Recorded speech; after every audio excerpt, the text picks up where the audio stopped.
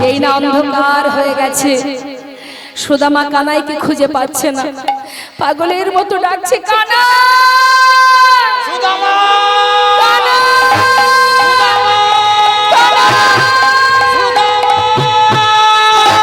কোথায় হারিয়ে গেলি কানাই?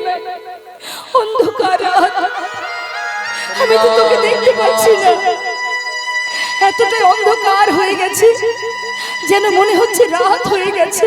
ও কানাই, তোর যদি কিছু হয় আমি যে সহ্য করতে পারবো না। কোথায় তুই?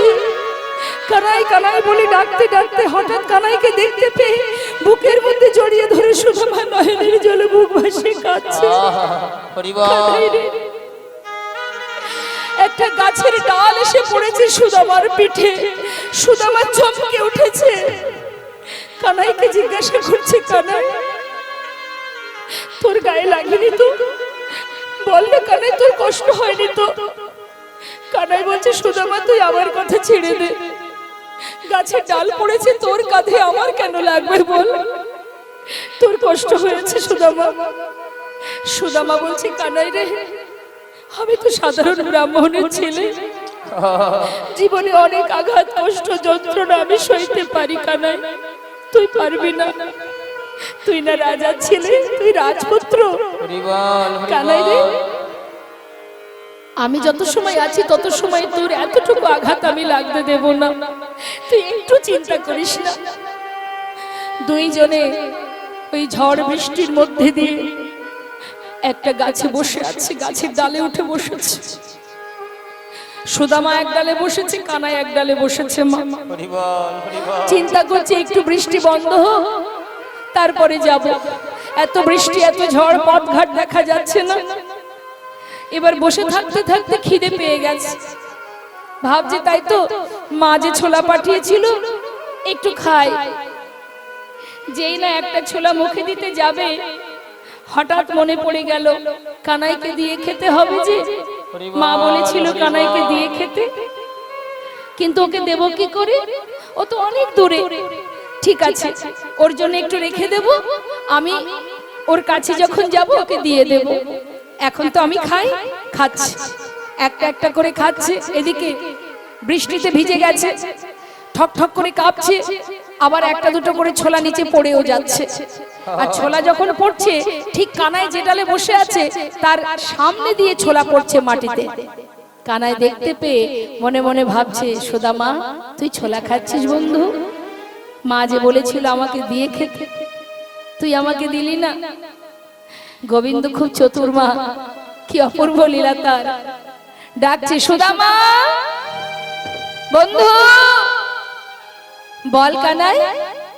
বলছি আমার না খুব খিদে পেয়েছে, তোর কাছে ছোলা পাঠিয়েছিল গুরুমা, আছে দে না। সুদামা বলছে, দাঁড়া দিচ্ছি। এই বলে যেই না আঁচলের দিকে তাকিয়েছে, দেখছে একটা ছোলাও নেই। কখন যে পড়ে গেছে সেদিকে খেয়াল নেই। চিন্তা করছে, সর্বনাশ, কানাইকে দিতে পারলাম না, আমি খেলাম, ও যদি জানতে পারে আমি খেয়েছি, ওকে দিলাম না, ও কষ্ট পাবে। তাহলে এক কাজ করি, কথাটা একটুখানি ঘুরিয়ে বলতে হবে। তাই কি করেছে, চতুরতা করে একটু মিথ্যা কথা বলেছিল মা। কি বলেছে জানিস কানাই? একটা ছোলাও আমার আঁচলে নেই। আমার মনে হয় ওই জঙ্গলে কাঠ কোড়াতে গিয়ে কোনো গাছের ডালে বেঁধে আমার এই আঁচল থেকে সব ছোলা পড়ে গেছে। গোবিন্দ মৃদু মৃদু হাসছে আর বলছে, ওরে সুদামা, তুই নিজে ছোলা বসে বসে খাচ্ছিস আর আমাকে মিথ্যা কথা বলছিস। তুই কি জানিস না, এই যে তুই মিথ্যা কথা বললি, এর ফল কি হতে পারে? আজ যখন আমায় মিথ্যা বলেছিস, তবে দেখ এর সাজা আমি তোকে কেমন করে দেব। আমরা প্রত্যেকেই দেখবেন মানুষের চোখের ফাঁকি দিই না মা? মানুষের চোখের আড়ালে অন্যায় করি, পাপ করি, ভুল করি না।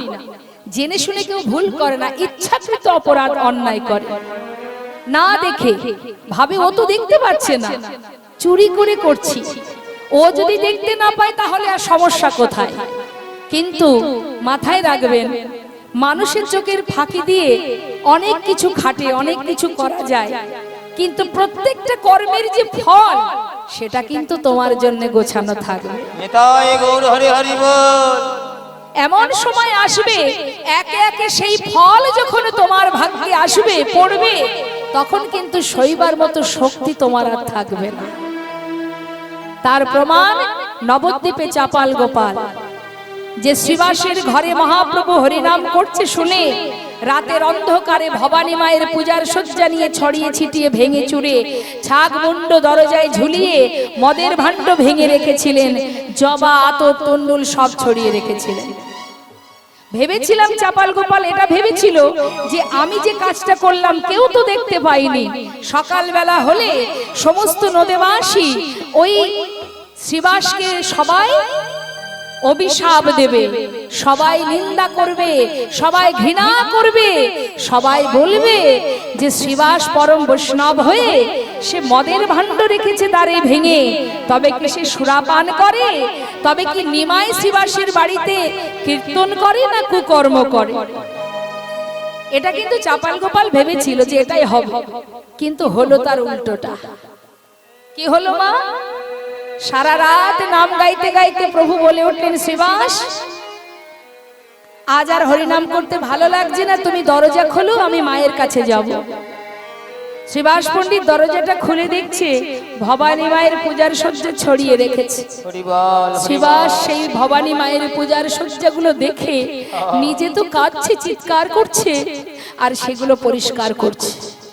আর ভোর হতে না হতে দেখবে নবদ্বীপে মা বৈষ্ণব পণ্ডিত ব্রাহ্মণ তারা ওই পথ ধরে যায় গঙ্গায় স্নান করতে।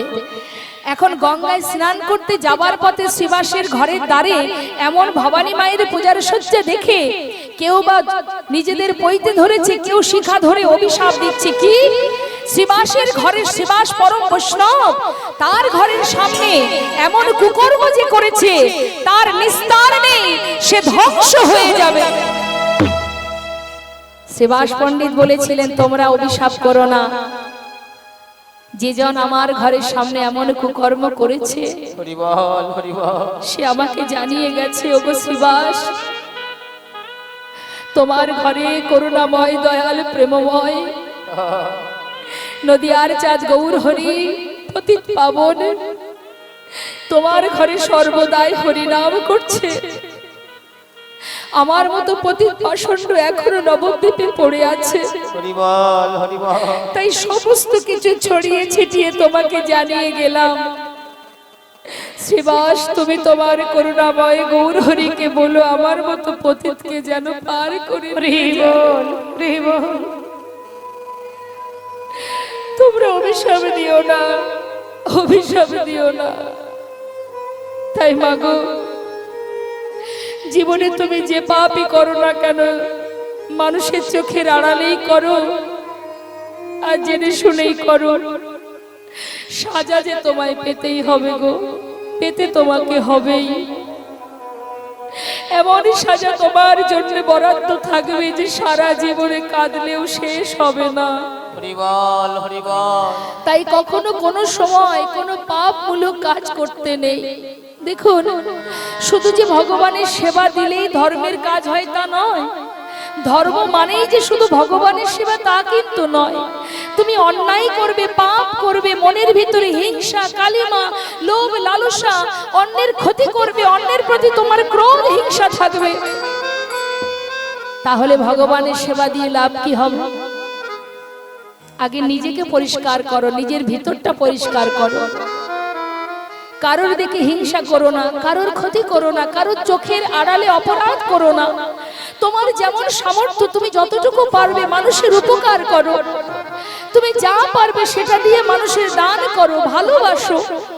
তোমাকে কেউ কটু কথায় যদি বলে থাকে তুমি রুষ্ট হইও না, তুমি সহ্য করো। এগুলো যদি তুমি করতে পারো, শাস্ত্রে বললেন জীবে প্রেম করে যেই জন সেই জন সেবিছে ঈশ্বর। কোথায় আছে ভগবান? জীবের মধ্যেই আছে, পরমাত্মা রূপে আছে, শ্বাসে প্রশ্বাসে আছে। তুমি কেন হিংসা করবে? কেন তোমার ভিতরে হিংসা থাকবে, অন্যের প্রতি ক্রোধ থাকবে, লালসা থাকবে? কেন? এগুলো তো ধর্মের মধ্যে পড়ে। তুমি ন্যায় যদি না করো, অন্যায় যদি করো, পাপ করো, ভুল করো, অপরাধ করো, তাহলে ভগবানের সেবা দিয়ে লাভটা কি হবে? সবার আগে নিজের ভিতরটা পরিষ্কার করো। তুমি ভাবো তুমি কে, তোমার পরিচয় কি, তোমার কি করা উচিত। যেমন পেয়েছো তুমি, যা পেয়েছো তুমি, তুমি তাতেই খুশি হও।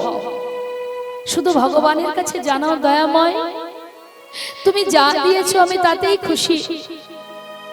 শুধু তোমার কাছে একটি নিবেদন, আজ থেকে আমি তোমার আর তুমি আমার। তোমার চরণে তুমি আমাকে ঠাঁই দিও প্রভু, তোমার চরণে আমায় জায়গা দিও। মাত্র 2 ফোঁটা নয়নের জল, আর কিচ্ছু লাগে না। 2টি নয়ন জলে ধুইয়ে দেব তোমার 2টি রাঙা ছোড়ো। তুমি করিও গ্রহণ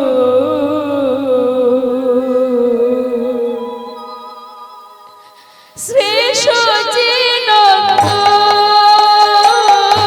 2টি নয়ন জলে ধুইয়ে দেব তোমার 2টি রাঙা চরণ। তুমি করিও গ্রহণ শ্রী সচিনন্দন। না জানি ভজ, না জানি বুঝো, আমি না জানি ভজ, আর না জানি পুজো। কোন গুণে পাবো তোমার রাঙা চরণ। আমি না জানি ভজ, আর না জানি পুজো। কোন গুণে পাবো তোমার 2টি চরণ। 2টি নয়নের জল করিও বিরহ। গোবিন্দ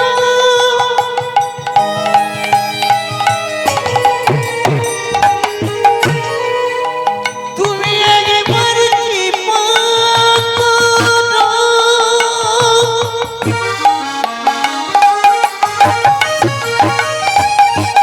তুমি ছাড়া আমার আর কেহ নাই।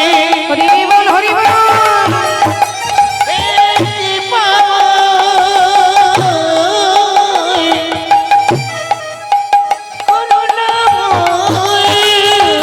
নয়নের জল বহিও বিরামে মানি না বারণ শ্রী সচিনন্দন। 2টি নয়ন জলে ধুইয়ে দেব তোমার 2টি রাঙা চরণ। করিও গ্রহণ শ্রী সচিনন্দন।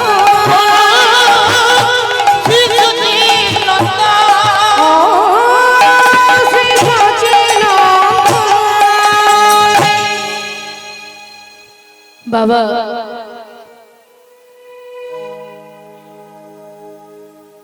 যদি ডাকার মতো ডাকা যায়, 2 ফোঁটা নয়ন বাড়ি বরিশন করা যায় মা। ধন ঐশ্বর্য টাকা পয়সা বিষয় সম্পদ ভগবানের কিচ্ছু প্রয়োজন নেই। ভক্ত যদি হৃদয় দিয়ে ভালোবাসতে পারে, অন্তর দিয়ে যদি ভালোবাসতে পারে, তুমি যা সেবা দেবে তিনি তাতেই খুশি। যদি থাকে তাতে ভালোবাসা। হরিবল হরিবল। একটা প্রমাণ আপনাদের দিয়ে দেখুন।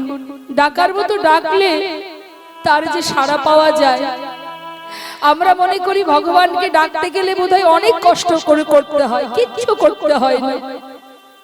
শুধু নিজেকে সঁপে দাও ভগবানের চরণে, শুধু একবার তাকে জানাও, প্রভু আমি তোমার আর তুমি আমার, আমি আর কিচ্ছু জানি না। হরিদাস ঠাকুর বলেছিলেন যখন চাবুক দিয়ে আঘাত করছে তার অঙ্গে, ঠাকুর হরিদাস বলেছিলেন দয়াময় আমার অঙ্গে যে আঘাত এ তো তোমার দেওয়া, এ তো ওরা করছে না, এটা তুমি করছো। তবে তুমি আঘাত করো করো, আমার কোনো দুঃখ নেই, শুধু তোমার কাছে একটি বাসনা, তোমার নামটুকু যেন ভুলে না সদা সর্বদাই যেন তোমার নাম স্মরণ করতে পারি। হরিবল হরিবল। আঘাত যতই দাও শক্তি দিও সহিবারে, এটা ভক্তের চাওয়া মা। একটা দৃষ্টান্ত আপনাদের দিয়ে শুনুন, বেশি দূর নয়, যদি কখনো যান পূর্ব বর্ধমানে, বর্ধমান জেলায় কাটোয়া, যে পূর্ব বর্ধমান যে কাটোয়ার কাছেই শ্রীখণ্ড বলে একটি জায়গা আছে মা, যেখানে মহাপ্রভু সন্ন্যাস ধর্ম গ্রহণ করেছিলেন, সেই কাটোয়া কাঞ্চননগরের পাশে ওই পূর্ব বর্ধমানে ওই শ্রীখণ্ডে এক ভক্ত যার নাম মুকুন্দ দাস। এই মুকুন্দ দাস কবিরাজি করতেন। আগেকার সময় তো এত মেডিসিন এত ওষুধ ছিল না, আগেকার সময়ে কোনো ব্যক্তি অসুস্থ হলে গ্রামে কোনো কবিরাজকে ডাকা হতো, কোনো বৈদ্যকে ডাকা হতো। তারা কি করতো, গাছগাছরা দিয়ে একটা পাচন তৈরি করে খাওয়ালে রোগ ভালো হয়ে যেত। তো ওই মুকুন্দ দাস আগেকার সময়ে গ্রামে কোনো ব্যক্তি অসুস্থ হলে কবিরাজকে যেতে হতো বলে ওই মুকুন্দ দাস গ্রামে একজন অসুস্থ হয়েছে, তার কাছে যেতে হবে। সে খুব চিন্তায়, বাড়িতে বসে চিন্তা করছে যে আমি একা মানুষ কোন দিকে যাব। একদিকে আমার ঘরে আছে গোপীনাথ, গোপীনাথ বিগ্রহ, তার সেবা দিতে হবে। একদিকে আমার বাইরে একজন অসুস্থ, তার কাছে যেতে হবে। আমি কোন দিকে কি করব? তার ছোট্ট ছেলে যার নাম রঘুনন্দন, ছোটবেলা থেকে মা বাবার শিক্ষায় বড় হচ্ছে। শিশুটি বলে উঠলেন, বাবা, বয়স তার 12 বছর, তুমি কি ভাবছো? তুমি এক কাজ, বাবা, গ্রামে যে ব্যক্তি অসুস্থ তুমি তার কাছে চলে যাও, আর ঘরে গোপীনাথের সেবা ওটা আমি দিয়ে দেব। হরিবল হরিবল। মুকুন্দ দাস কথাটা শুনে মনে মনে ভাবছে, মা, ছোট শিশু, সরল মন, সে বলেছে ঠিকই, কিন্তু ভগবানের সেবা বললে কি আর সেবা দেওয়া যায়? তাকে সেবা দিতে গেলে তো অনেক নিয়ম কানুন আছে, ও তো জানে না। বলছে, বাবা, সেবা বললেই কি সেবা হবে? তুমি পারবে না। ভগবানের সেবা দিতে গেলে অনেক মন্ত্র জানতে হয়। বাবা, তোমার মতো মন্ত্র হয়তো আমি জানি না, কিন্তু আমি যদি ওকে ভালোবেসে খাওয়াই, ও কি খাবে না? মুকুন্দ দাস কথাটা মনে মনে চিন্তা করলেন, সত্যি তো, কেউ যদি ভালোবেসে কাউকে খাওয়ায়, তার জন্য মন্ত্রের কি বা প্রয়োজন? যাক, শোন রঘুনন্দন, রান্না আমি করতে পারিনি, তুই একটু কোন রকমে রান্না করে সেবাটা দিয়ে দে, আমি চললাম গ্রামে, আর দেরি করবো না। মুকুন্দ দাস চলে গেল। আর এদিকে ছোট্ট 12 বছরের ছেলে, অনেকেরই ঘরে আছে, সেই ছোট্ট শিশুটি, সে জীবনে কখনো রান্না করেনি মা, আজ সে রান্না ঘরে গেছে, গিয়ে দেখছে সব গোছানো, রান্না হয়নি।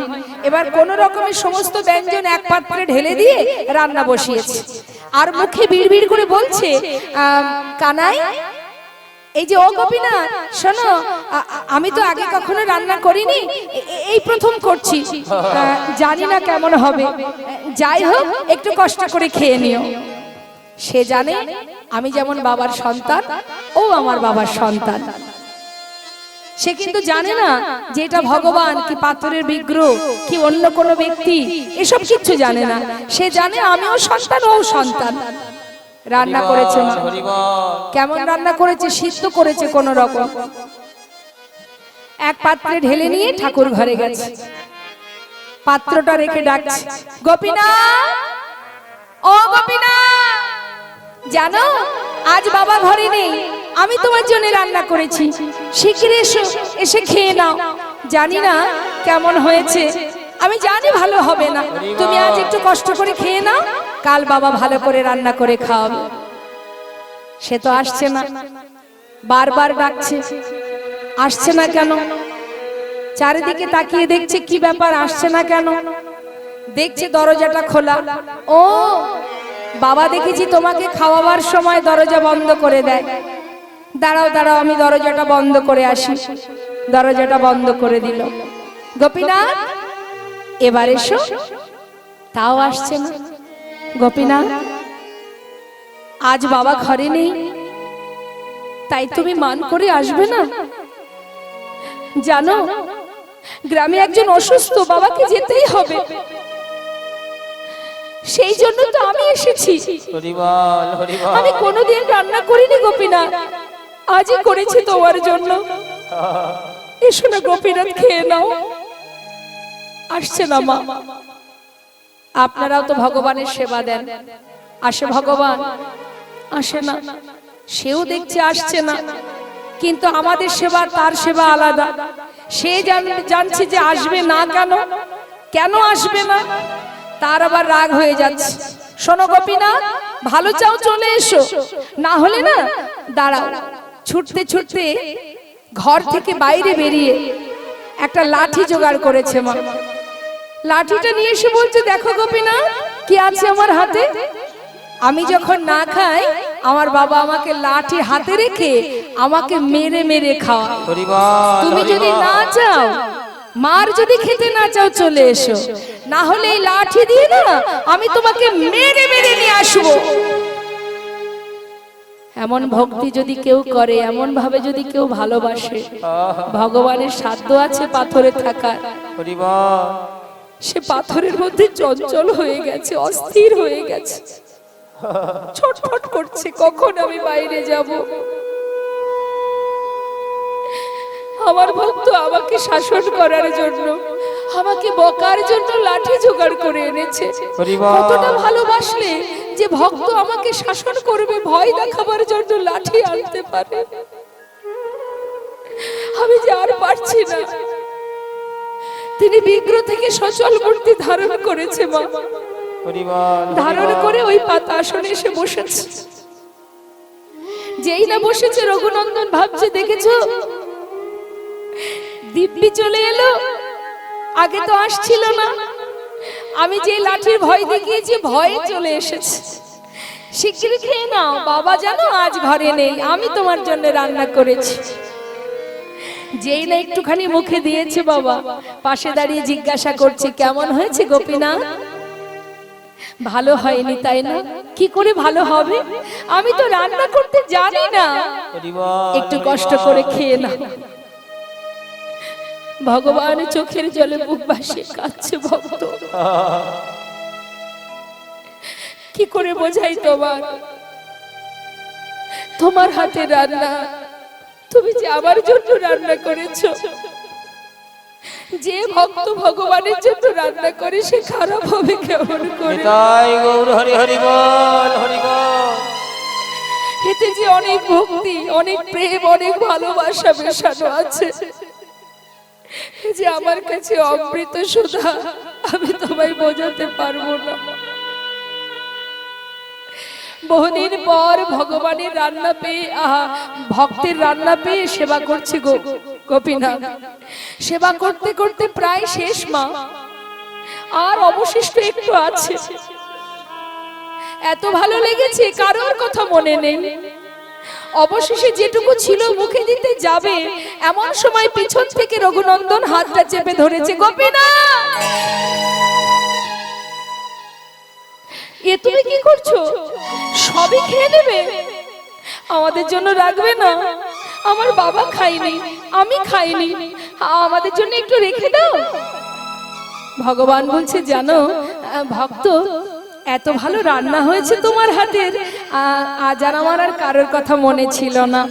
আচ্ছা ঠিক আছে, যেটুকু আমার হাতে আছে এটা আমি তোমার জন্য রেখে দিলাম, তুমি খেও। বেশি তো ছিল না মা, অবশেষে যেটুকু ছিল সেটুকু নিজে সেবা করে থালাটা ধুয়ে রেখে দিয়েছে। মুকুন্দ দাস গ্রামের কাজ সেরে ঘরে ফিরেছে। ঘরে ফিরে ডাকছে, রঘুনন্দন সেবা দিয়েছিস বাবা? হ্যাঁ। যাক, জানিস আমার খুব খিদে পেয়েছে, আমাকে একটু প্রসাদ দে। জানো বাবা, আজ আর প্রসাদ নেই। প্রসাদ নেই? কোনো ভক্ত এসেছিল নাকি? কেউ আসেনি। তোমার গোপীনাথে তো সব খেয়ে নিচ্ছিল। ভাগ্যে সাতটা ধরেছিলাম, আমার জন্য একটুকু রেখেছিল, সেটা আমি খেয়ে নিয়েছি। মুকুন্দ দাস মনে মনে ভাবছে, এটা কি করে হতে পারে? এতদিন আমি রান্না করে তাকে সেবা দিয়েছি, কোনোদিন সে খায় না, আর আজ আমি ঘরে নেই, আজই খেয়ে নিল? এটা হতে পারে না। সে তো পাথর, সে তো বিগ্রহ, সে কি করে খাবে? সে চলতে পারে না, কথা বলতে পারে না। যার যেমন ভাব তার তো তেমনই লাভ। সে জানে পাথর, তার সন্তান জানে এটা আমার বাবার আর এক সন্তান। তাই তো সে দেখা পেল, মুকুন্দ দাস পায়নি। মুকুন্দ দাস মনে মনে চিন্তা করছে, ছেলে যেটা করেছে এটা অন্যায় করেছে, একে হাতে নাতে ধরে উপযুক্ত শিক্ষা দিতে হবে। তাই তিনি কি করেছে বাবা, চুরি করে ছলনা করে বলছে, শোন রঘুনন্দন, তুই তো ভালো সেবা দিতে শিখেছিস বাবা, আমাকে কালকেও যেতে হবে গ্রামে।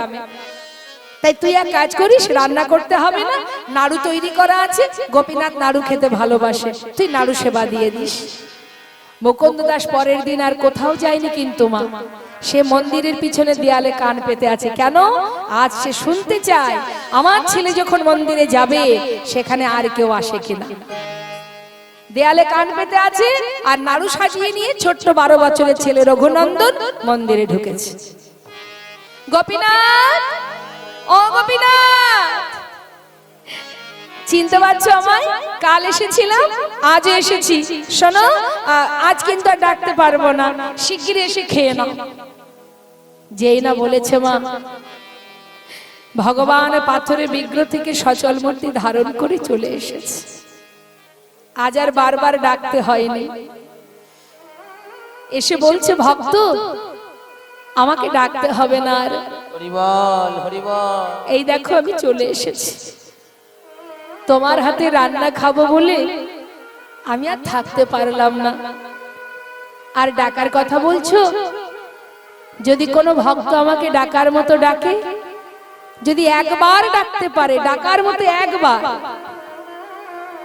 আর তার সেই ডাক যদি আমার কানে এসে পৌঁছে যায়, ভক্ত যদি কোনোদিন আমাকে ভুলেও যায়, জনম জনম আমি সেই ভক্তকে ভুলি না।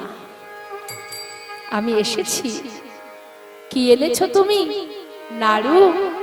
বাহ, আমি খুব ভালোবাসি। বাবা বলল তুমি নাকি ভালোবাসো, তাই বাবা তোমার জন্য নাড়ু তৈরি করে রেখেছিল, খেয়ে নাও। গোপীনাথ মনে মনে ভাবছে, বাবাই করুক আর যেই করুক, আমার ভক্তের হাতের ছোঁয়া তো লেগে আছে। হরিবল হরিবল। আমি তাতেই খুশি। মুখে দিয়েছে, একটা নাড়ু মুখে দিয়েছে, আর রঘুনন্দন ভাবছে কালকের মতো দাঁড়িয়ে থাকি, আর ও যদি সব খেয়ে নেয়, আজ আর হতে দেব না। আজ ও খাবে, আমিও আমার ভাগেরটা খাবো। এই ভেবে সেও পাত্র থেকে একটা নাড়ু তুলে নিয়েছে, তুলে নিয়েই মুখে দিয়েছে মা। যেই না মুখে দিয়েছে, অর্ধেকটা খেয়েছে। খাওয়ার পর যেই ভালো লেগেছে, বাকি অর্ধেক নাড়ু গোপীনাথের মুখের কাছে ধরেছে। গোপীনাথ, খেয়ে দেখো, আমার বাবা করেছে তোমার জন্য, কত সুস্বাদু, কত সুন্দর, খেয়ে দেখো। ভগবান নয়নের জলে মুখ ভাসিয়ে কাঁদছে, মনে মনে বলছে, ভক্ত আজ নিজের উচ্ছিষ্ট আমার মুখে দিতে তোমার এতটুকু দ্বিধা হচ্ছে না। কত ভালোবাসলে তবে নিজের মুখের এঁঠো ভগবানের মুখে তুলে দেওয়া যায়। ভগবানের চোখে জল দেখে জিজ্ঞাসা করছে রঘুনন্দন, গোপীনাথ তুমি কাঁদছো কেন? আমার মুখের এঁঠো তোমায় দিয়েছি তাই? কি জানো তো, আমার ভালো লেগেছিল তাই তোমায় দিচ্ছিলাম, আর দেব না, তুমি কেঁদো না।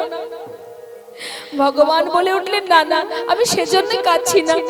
তোমার মুখের ওই উচ্ছিষ্ট আমাকে যদি খাওয়াও, আমি কি আমার মুখের এই প্রসাদী এই নাড়ু তোমায় খাওয়াতে পারি? বেশ তো, তাহলে তুমি আমাকে খাওয়াও, আমি তোমাকে খাওয়াই। ভগবান তার প্রসাদী নাড়ু দিচ্ছে ভক্তের বদনে, আর ভক্ত তার এঁঠো নাড়ু দিচ্ছে ভগবানের বদনে। ভক্ত ভগবানের মধুর মিলন, মধুর প্রেম। সেই অপূর্ব মিলন দেখার জন্য মুকুন্দ দাস কান পেতে শুনছে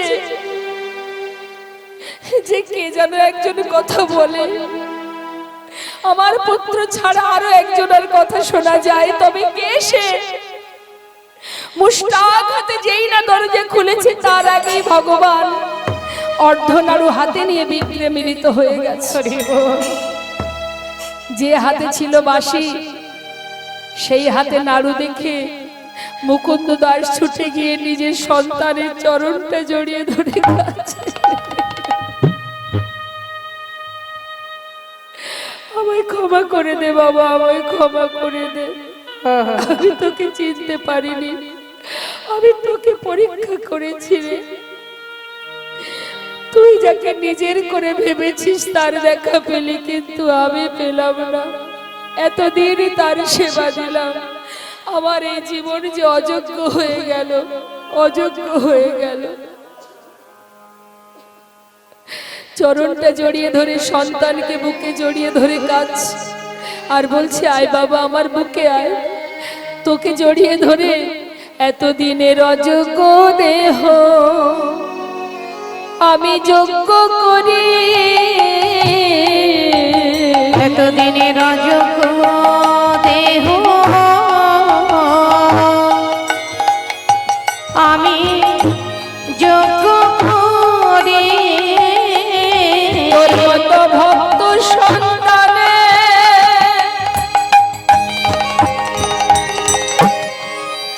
আমি জড়াইয়ে ধরে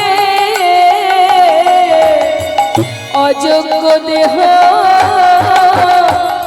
আমি যোগ্য করি। তোর মতো ভক্ত সন্তানে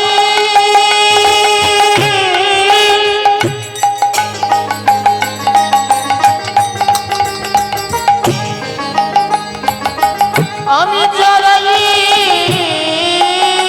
ধরি। আমার তাপে তোরে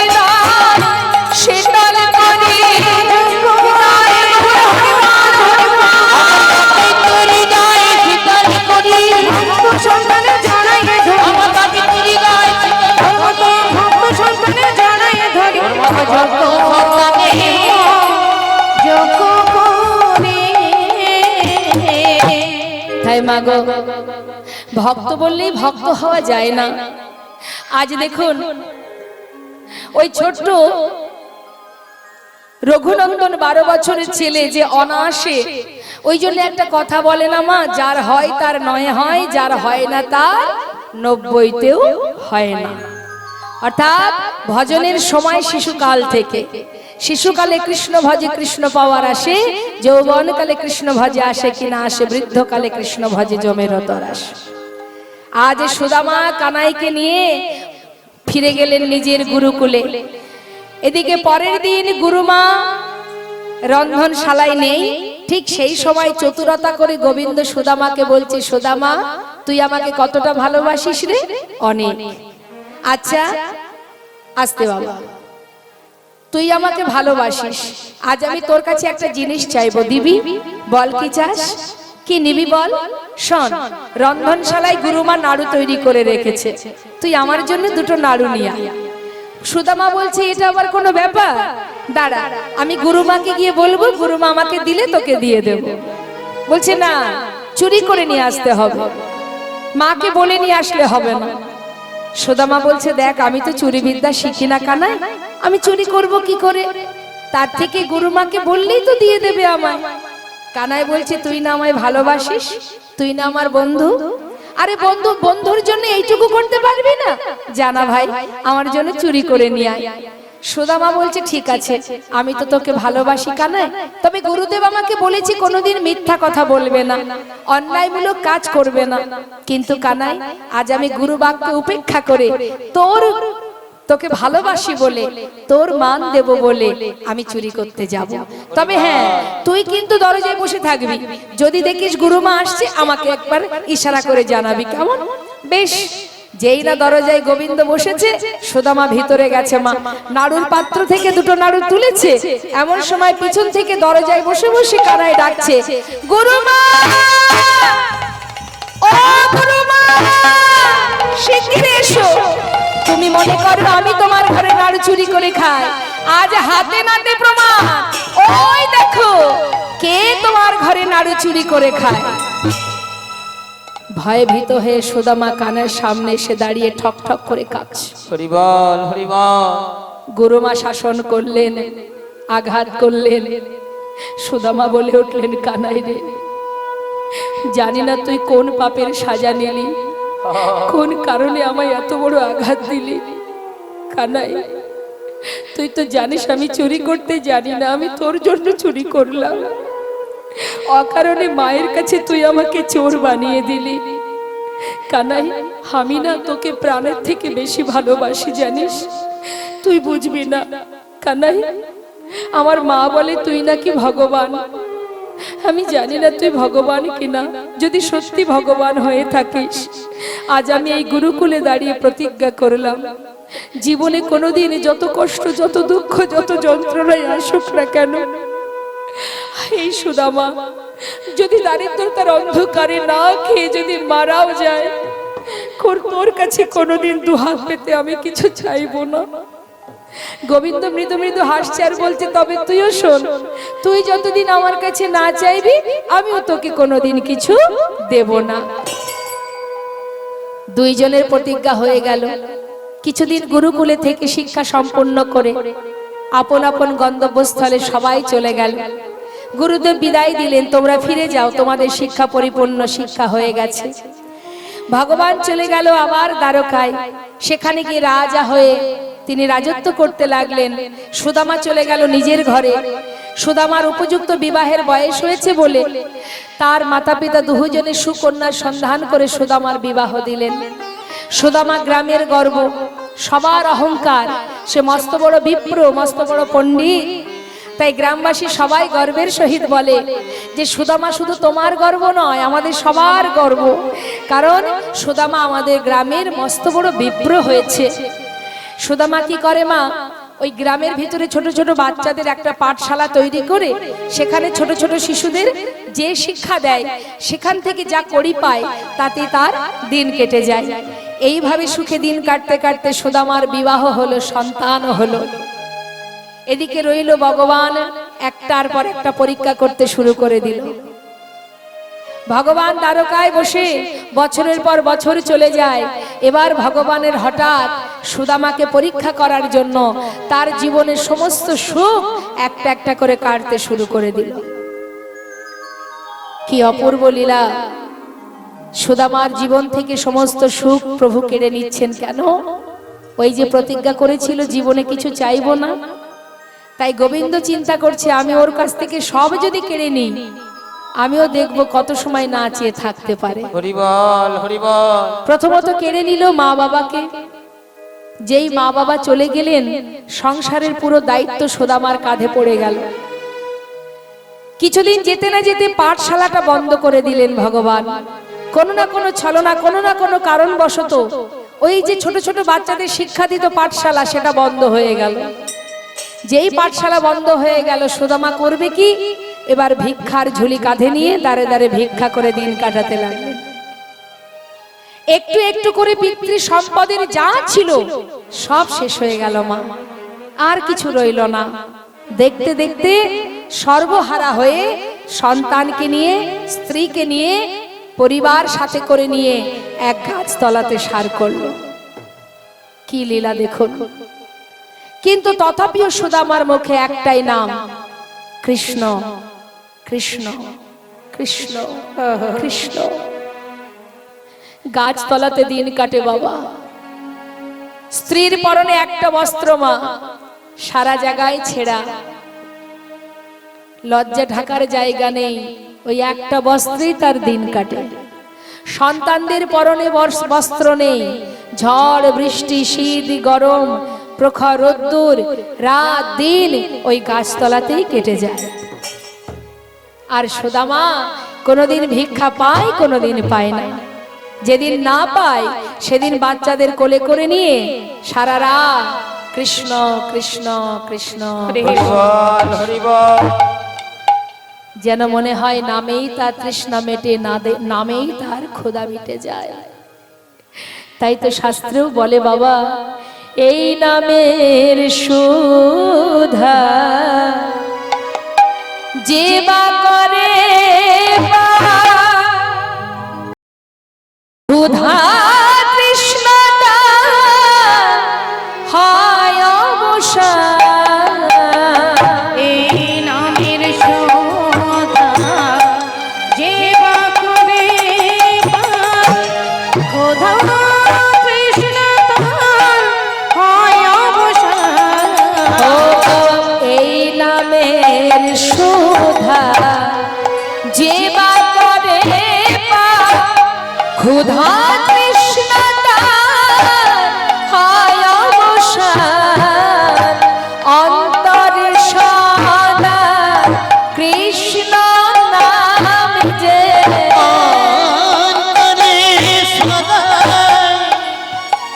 কৃষ্ণ নাম যে বহে অবিরত অবিরাম কৃষ্ণ নাম সুধা মাখা হরি নাম। কৃষ্ণ কেশব কৃষ্ণ কেশব মধু মাখা এই নাম হরি নাম মধু মাখা এই নাম। হরিবল হরিবল। দেখতে দেখতে বাবা একদিন তার স্ত্রী সুশীলা বলে উঠলেন, স্বামী তোমায় একটা কথা বলবো। তোমার বন্ধু নাকি মস্ত বড় রাজা, যার নাম তুমি নিঃশ্বাসে প্রশ্বাসে জপ করো, সেই যে কৃষ্ণ সে নাকি দ্বারকার রাজা। আবার এও শুনেছি সে নাকি ভগবান।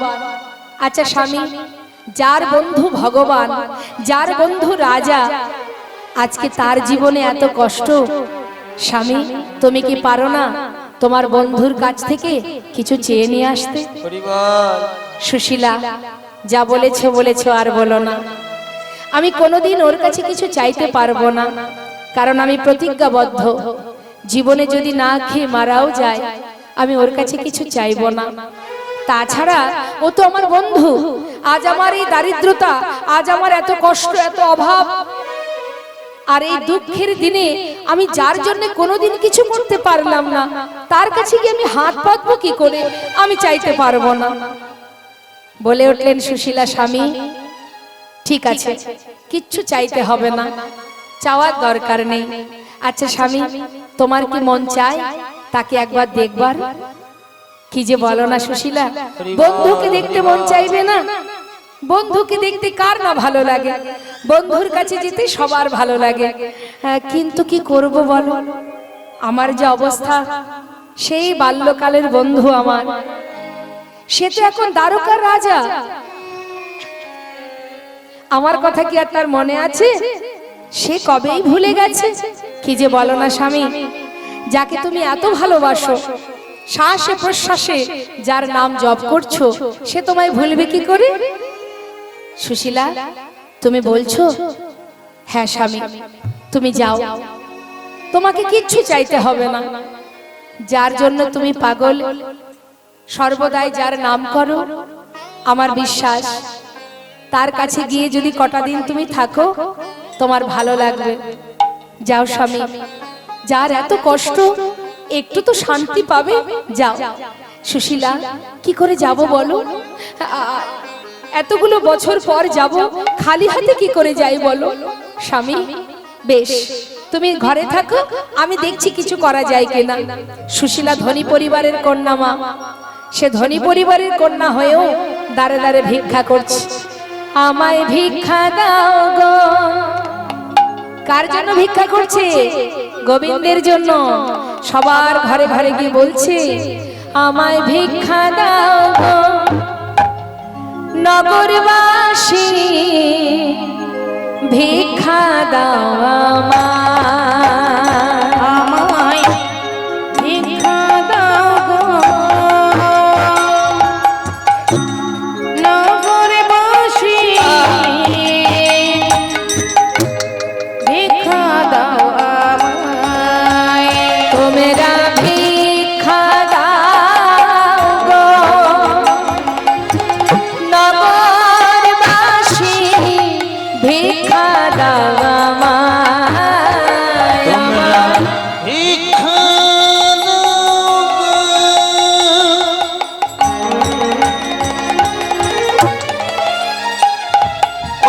নগরবাসী,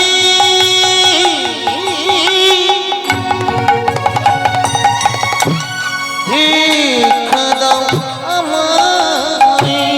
ওগো তোমাদের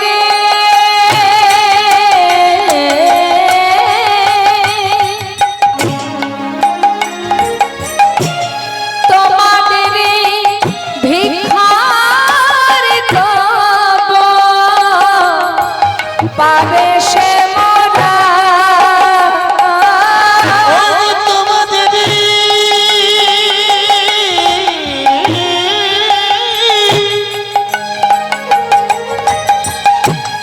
ওই ভিক্ষার দ্রব্য ওই না পাবে সে মোরাই। তোমরা ভিক্ষা দাও আমায়, আমায়। ভিক্ষা দাও গো নগরবাসী, ভিক্ষা দাও আমায়। একবার ভিক্ষা দাও আমায়, একবার ভিক্ষা দাও আমায়। যেই না বলেছে তোমাদের ভিক্ষা দ্রব্য পাবে শ্যামরায়, এই কথা শোনা মাত্রই ওই পরিবারের কিছু কিছু পরিবার, গ্রামের ভিতরে সবাই তো একরকম মানুষ হয় না, কয়েক পরিবার থেকে শুকনো চিড়ে ওই সুদামার স্ত্রীর আঁচলে দিয়ে গেলেন মা। হ্যাঁ, ওই শুকনো চিড়েগুলো নিয়ে এবার ঘরে ফিরেছে সুশীলা। ঘরে ফিরে চিন্তা করছে যে এই চিড়েগুলো আমি দেব কিসে করে। তাড়াতাড়ি করে নিজের পরনে যে বসন আছে সেই বসন থেকে কিছুটা অংশ ছিঁড়ে নিয়েছে, তার মধ্যে পুটুলি বেঁধে স্বামীর হাতে দিয়েছে। স্বামী, স্বামী,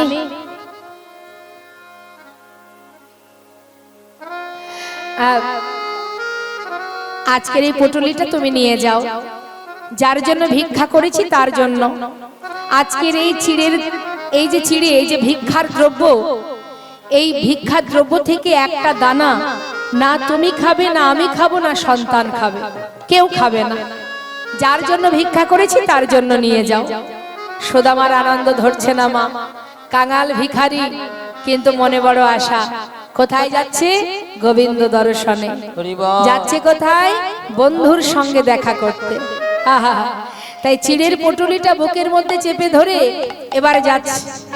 আর পড়ে আছে কোথায়? গাছতলাতে কারা পড়ে আছে? তার স্ত্রী, তার সন্তান। সেদিকে কোনো লক্ষ্য নেই মা। তারা কিভাবে থাকবে, কি খাবে, কেমন ভাবে দিন কাটাবে, তার আপদ বিপদ ভালো মন্দ কোনো কিছুই সুদামা দেখলো না। চিরতরে নিজেকে সঁপে দিয়ে গোবিন্দ চরণে কানাই কানাই বলে ডাকতে ডাকতে যাচ্ছে। একবার দেখা দে রে ভাই কানাইয়া, দেখা দে আমায়, একবার দেখা দে রে ভাই কানাইয়া, দেখা দে আমায়। দেখা দে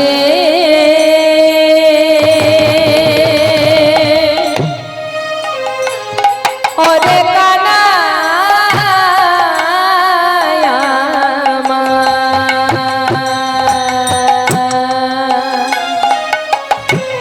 ওরে আমার, ওরে আমার প্রাণের বন্ধু খানা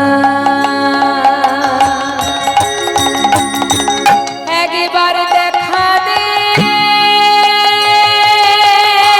কানাই রে ওরে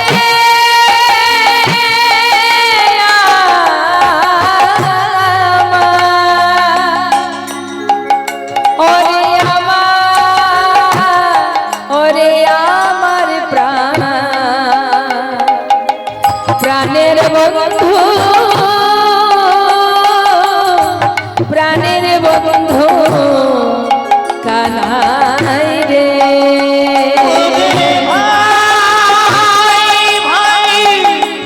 কানাই রে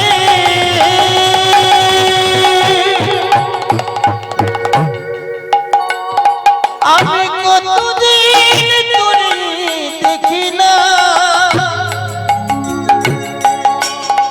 ওরে ভাই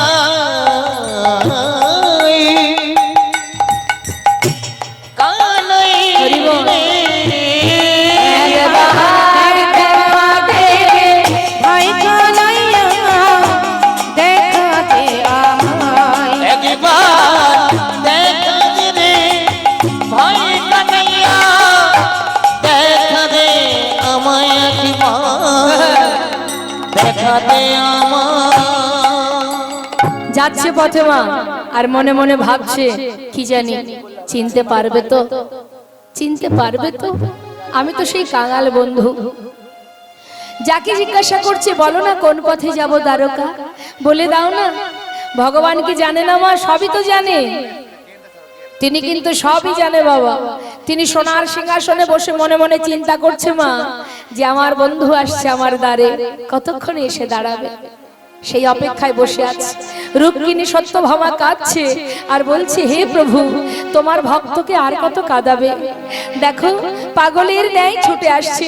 তুমি এবার তো তাকে দেখা দাও রূপকিনী বললেই তো যেতে পারবো না আর একটু অপেক্ষা করো এত পথ যখন সে আসছে আর এইটুকু সে আসবে না একটু অপেক্ষা করো কত আনন্দের সহিত গোবিন্দ বসে আছেন আর সুদামা চিন্তা করছে যে সে তো মস্ত বড় রাজা আমার মতো কাঙাল বন্ধুর কথা তার কি মনে আছে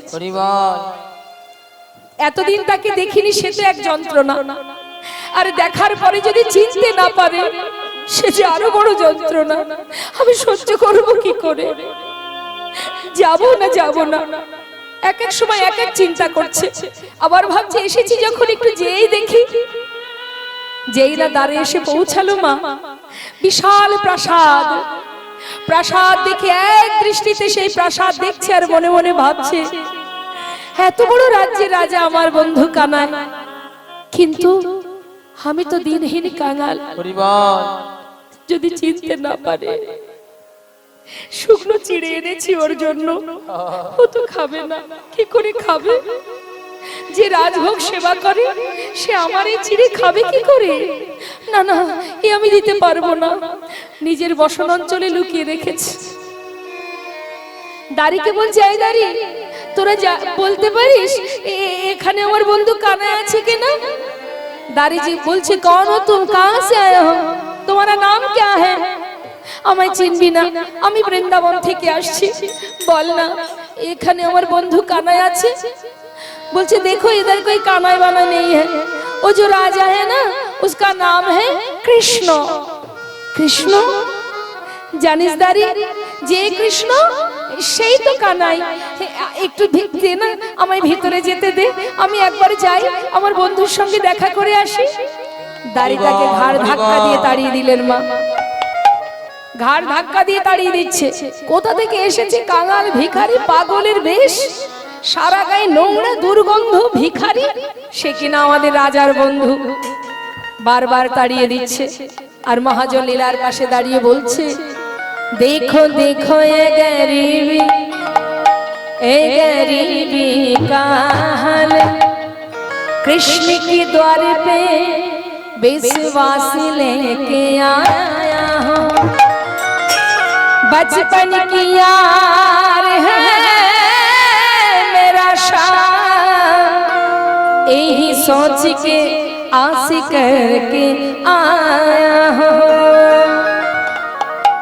हरिद्वार पालो कन्हैया से कहे दो हरिद्वार पालो कन्हैया से कहे दो हरिद्वार पालो कन्हैया से कहे दो कि द्वार पे सुदामा करीब आ गया है द्वार पे सुदामा करीब आ गया है भटकते भटकते ना जाने कहाँ से भटकते भटकते ना जाने कहाँ से तुम्हारी महल पे करीब आ गया है तुम्हारी महल पे करीब आ गया है हरिद्वार पालो कन्हैया से कहे दो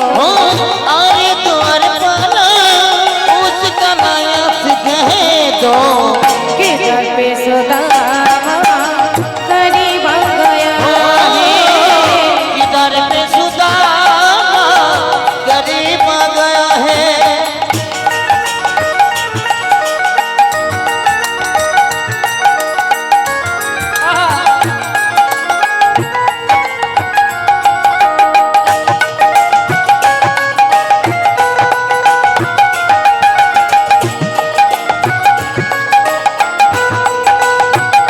सर पे न पगड़ी तन पे न जामा बता दो कन्हैया तो नाम है सुदामा बता दे कन्हैया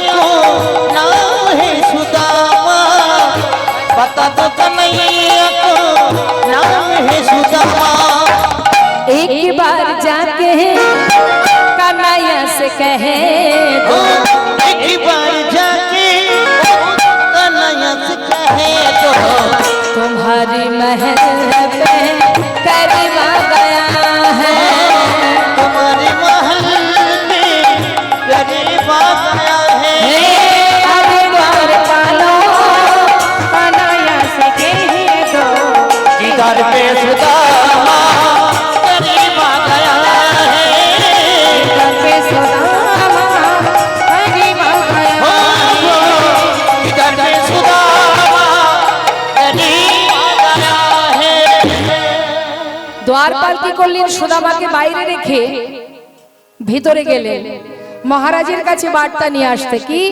যে মহারাজ আপনার দ্বারে এক পাগল এসেছে শুনলাম সে নাকি আপনার বন্ধু তাই আপনি যদি অনুমতি করেন তবে তাকে ভিতরে নিয়ে আসব এই কথাটা বলার জন্য যাচ্ছে আর এদিকে ভগবান কৃষ্ণচন্দ্র সোনার সিংহাসনে বসেছেন রুক্মিণী সত্যভামা সমস্ত রাজরানীরা তারা এবার গোবিন্দকে রাজবেশ পরিধান করাচ্ছে সুন্দর করে সাজাচ্ছে এখন সাজাতে সাজাতে যেই না খবর পেয়েছে মা যে মহারাজ আপনার দ্বারে এক ভিখারি এক কাঙাল এক পাগল এসেছে সে নাকি আপনার বন্ধু ভগবান জিজ্ঞাসা করলেন নাম কি তার সে কি জানে না সবই তো জানে বলছে তার নাম কি তার নাম সুদামা যেই না বলা আর তার রাজবেশ পরা হলো না কনক প্রচন্ড কৃষ্ণ ছিল বসিয়া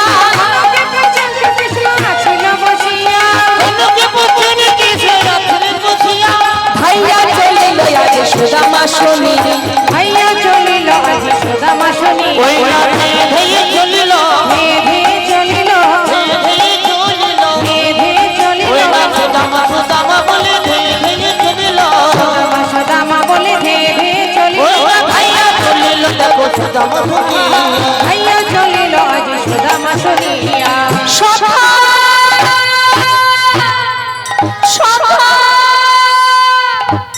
সুদামা ছুটে গিয়ে সুদামাকে বুকের মধ্যে জড়িয়ে ধরেছে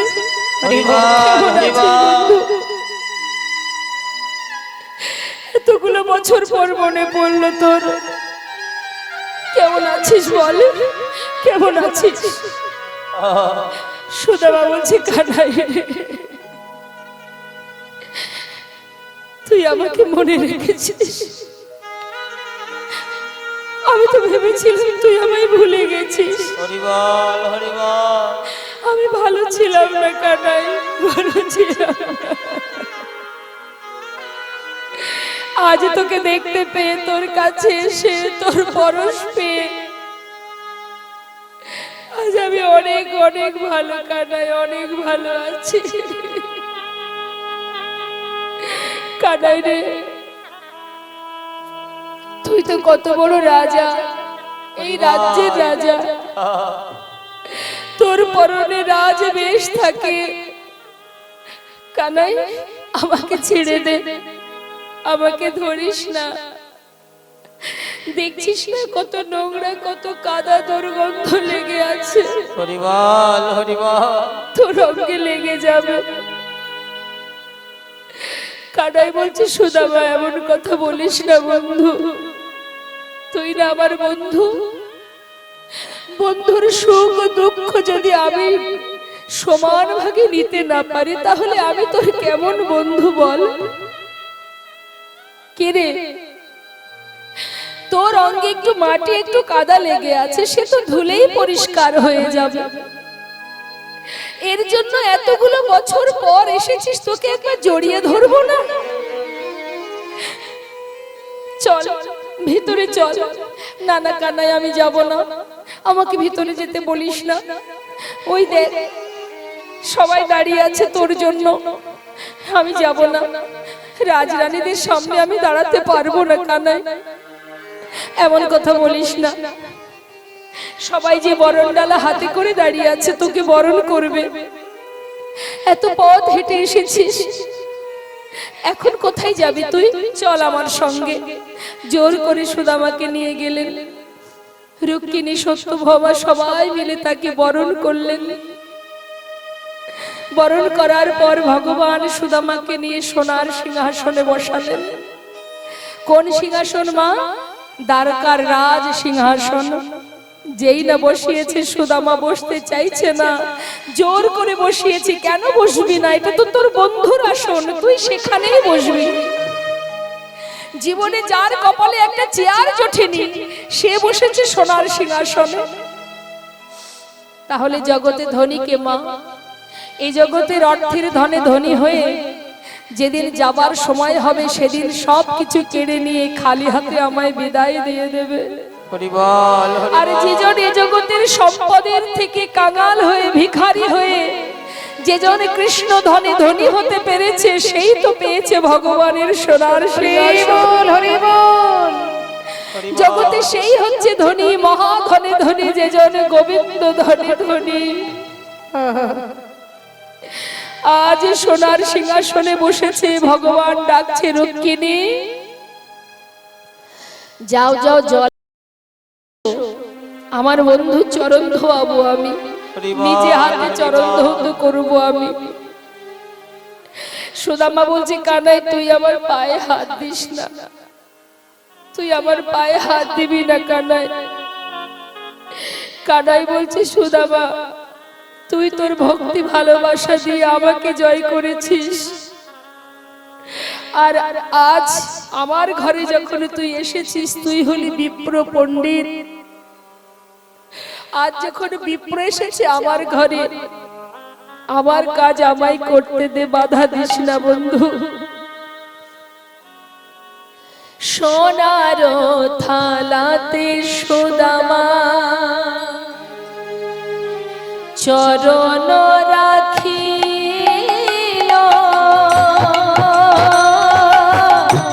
সোনার থালাতে সুদামা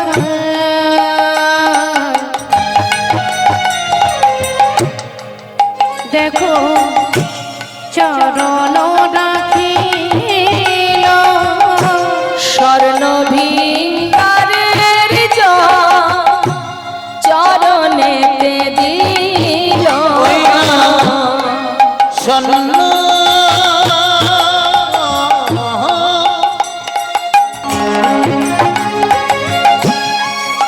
ভিঙারে জল সুদামায় চরণে দিল। আজি মন্দ মন্দ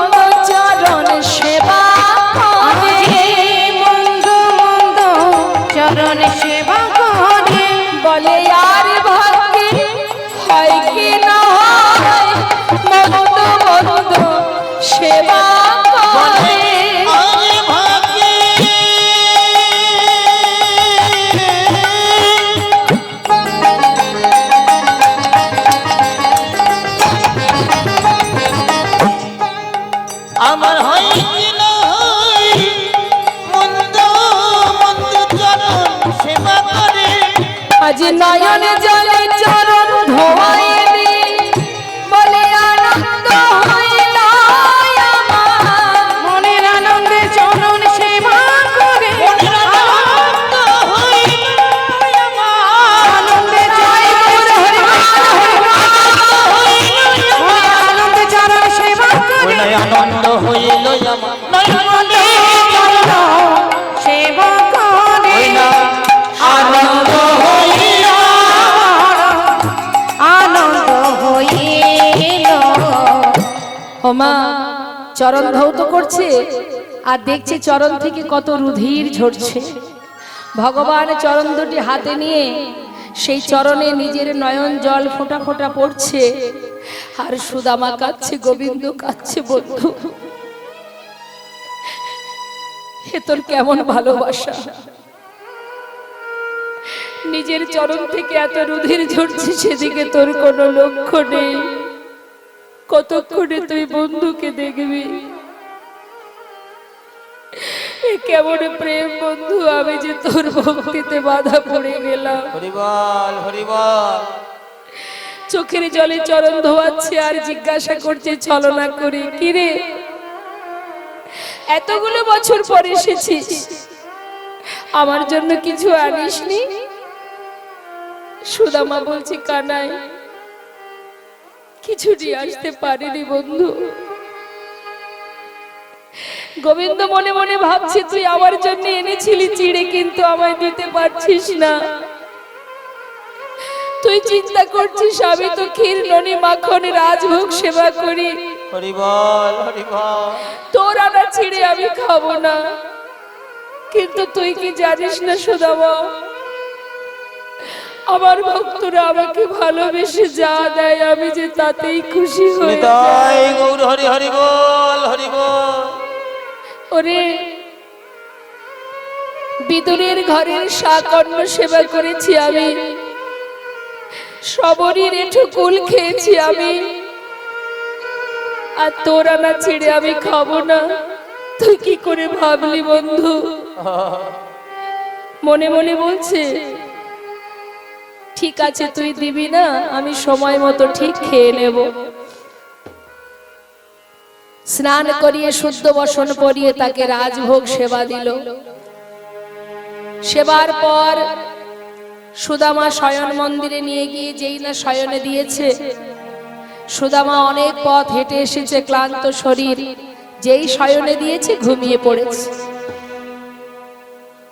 দেখতে দেখতে রাত্রি হলো, রাত সবাতে সবাই ঘুমাচ্ছে।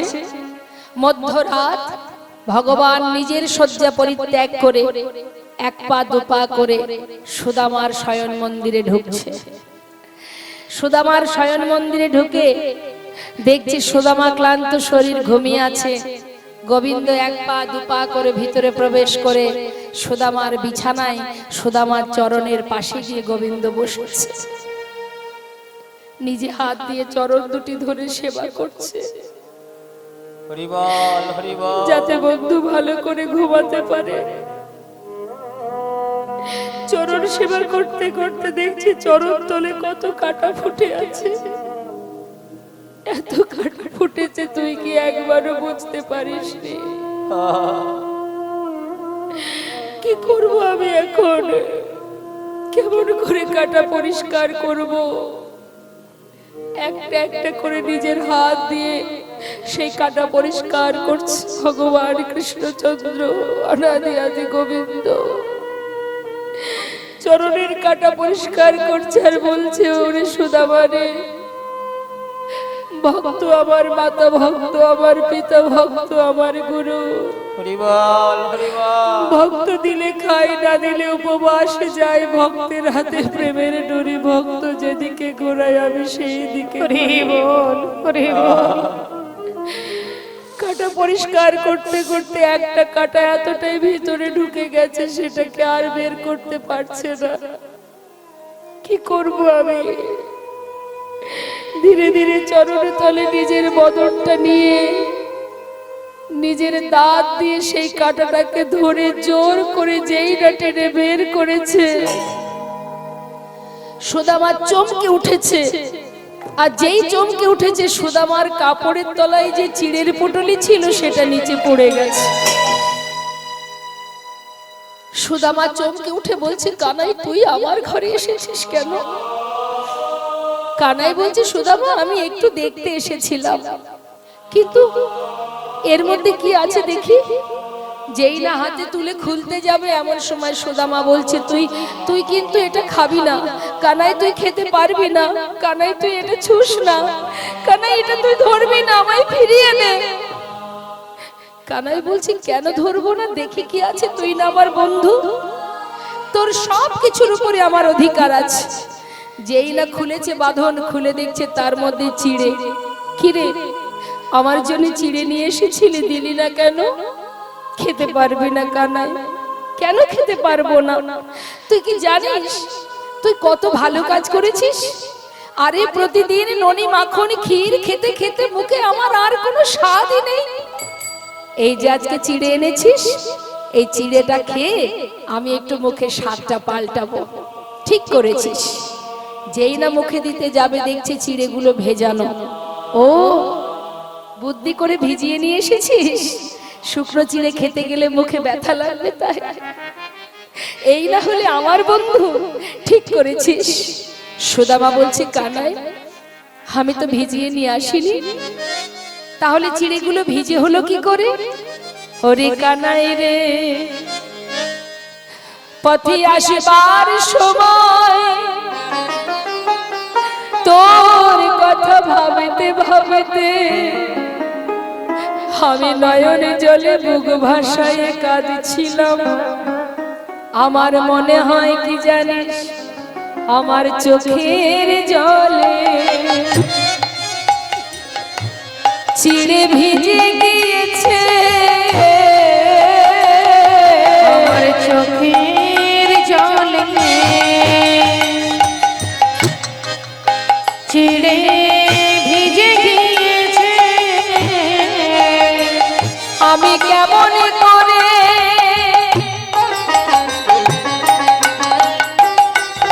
আমি দেব বদলে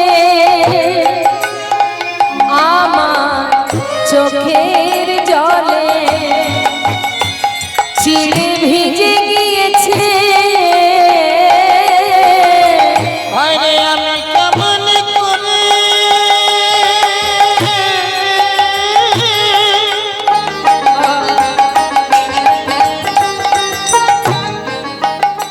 আমি দেব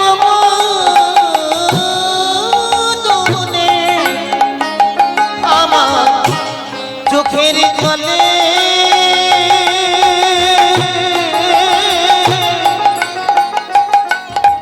ভিজে গিয়েছে। ভগবান বলেছে, সুদামা এই জগতে সবাই আমায় ক্ষীর ননি মাখন দেয়,